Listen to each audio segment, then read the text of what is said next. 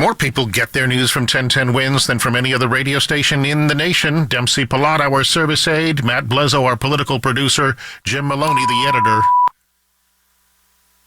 All news, all the time. This is 1010 Wins. You give us 22 minutes, we'll give you the word. Good morning, 72 degrees, light rain at 12 o'clock. I'm Paul James. Here's what's happening. President Trump and Joe Biden mixed it up for an hour and a half in their first debate. COVID clusters in parts of Brooklyn and Queens driving up the infection rate. Governor Cuomo plans to meet with Orthodox Jewish leaders. Indoor dining returns to New York City restaurants with restrictions.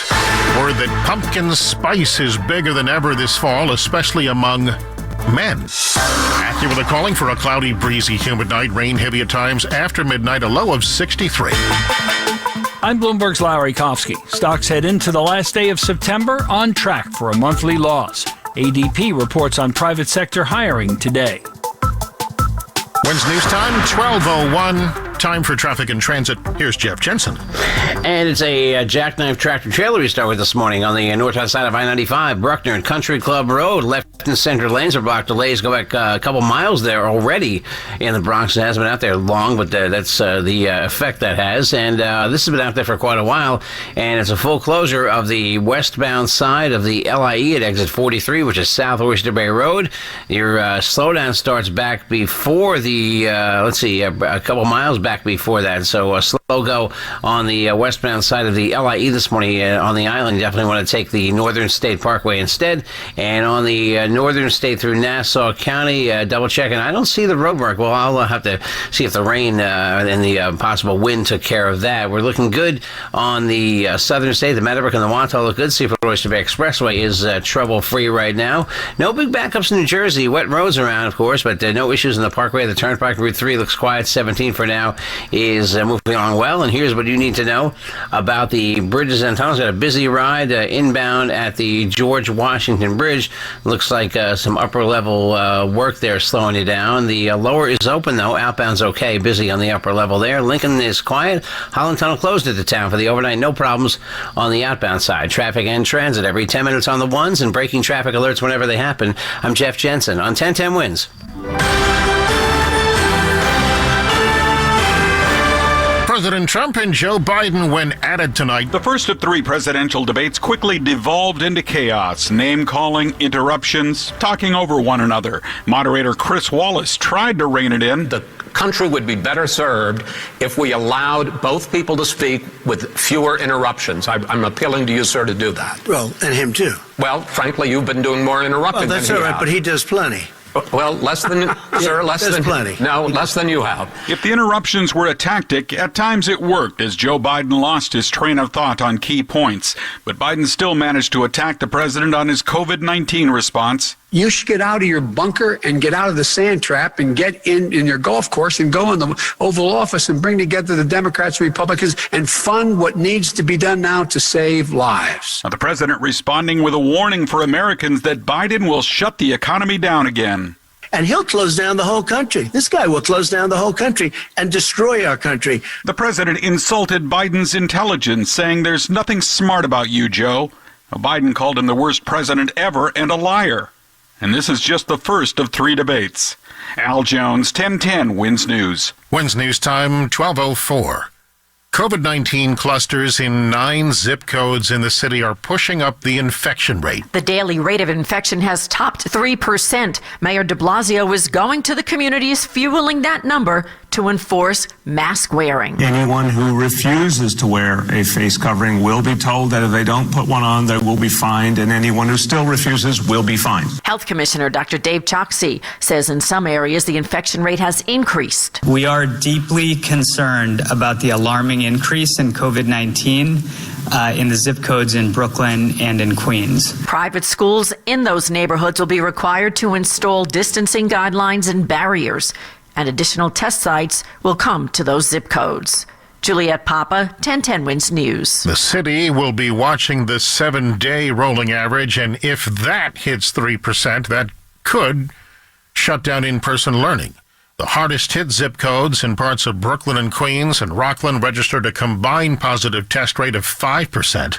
The statewide average is 1.1%. Governor Cuomo's message to municipalities: do your job.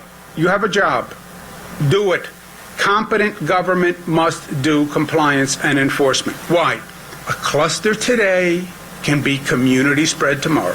Cuomo says he will impose a strict, targeted crackdown if necessary.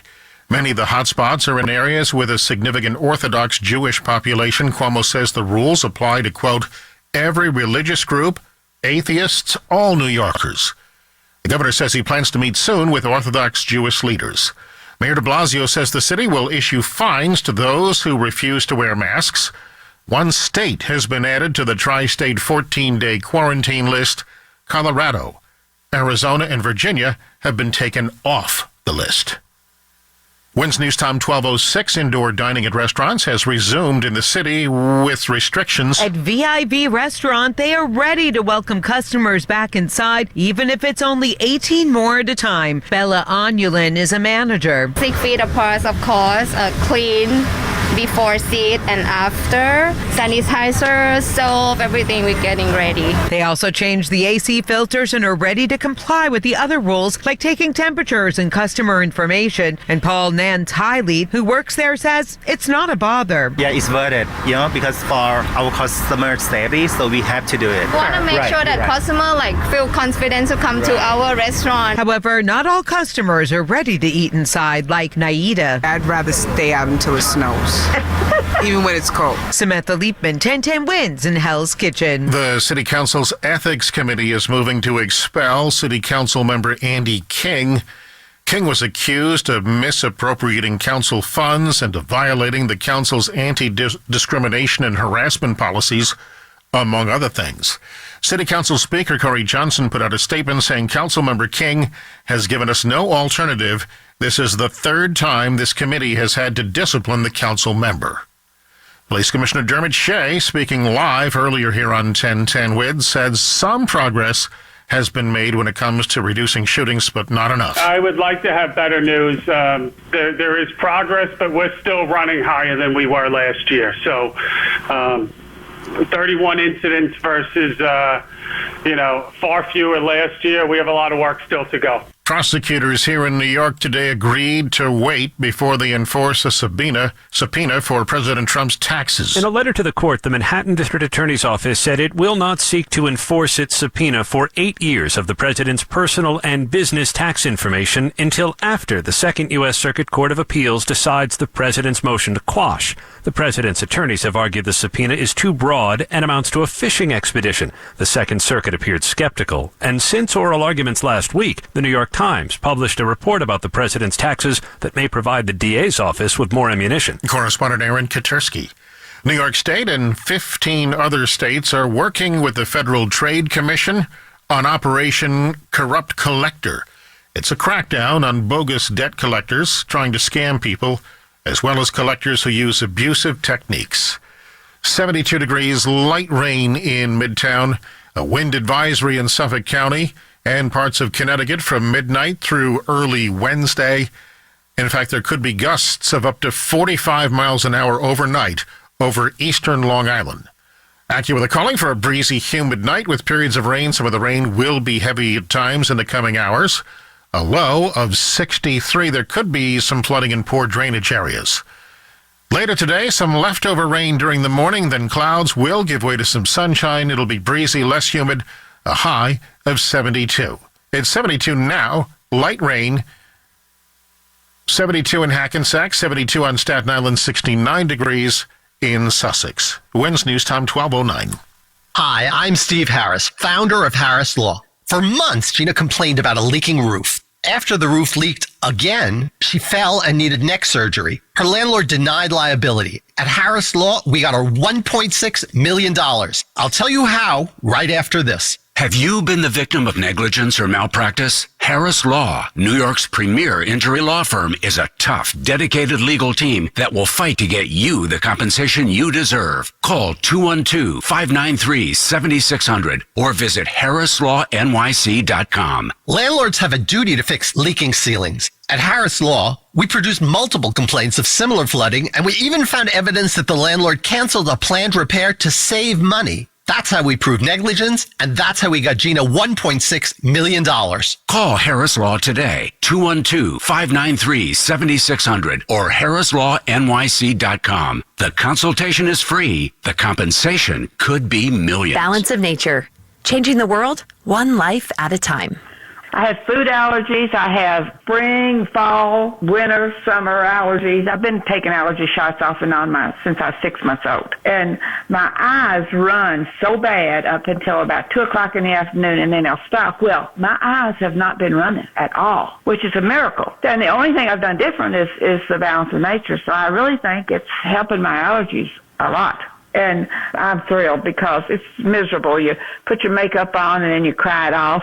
So I just feel really good. I feel like I could just do anything. Get a wide variety of all your daily recommended servings of whole fruits and vegetables without having to leave your home. Right now, Balance of Nature is offering free shipping and 35% off on any new preferred order. Call 1-800-2468-751 or go to balanceofnature.com and use discount code NEWS. Wednesday News Time, 12:11. Traffic and transit. Here's Jeff Jensen.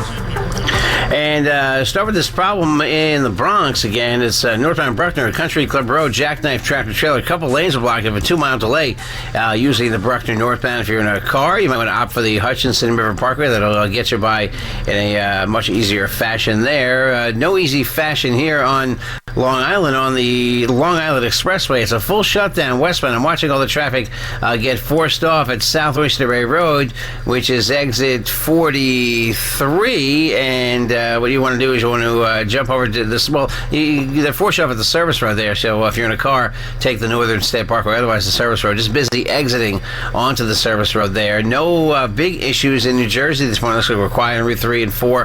However, busy ride southbound side of I-95 in New Rochelle, exit 16. Looks like the overnight work is there. And there's work on the Bronx River Parkway both ways by the Cross County in Yonkers. And here's what you need to know about the bridges and tunnels. The GWB, the construction work is underneath the apartments going outbound. Inbound, you're quiet to both levels, and both levels are open. The Lincoln is moving well. The Holland's closed inbound till 5. The outbound ride is a good one. I'm Jeff Jensen. Our next report at 12:21 on 1010 Wins. Wednesday News Time, 12:12. Now, the 1010 Wins AccuWeather 4-day forecast. Here's Carl Erickson. Well, rounds of rain overnight becoming steadier and heavier after midnight. Watch out for flooding in poor drainage areas, low 63. The winds will also become gusty, especially in those downpours. Some leftover rain early Wednesday morning, but the trend will be...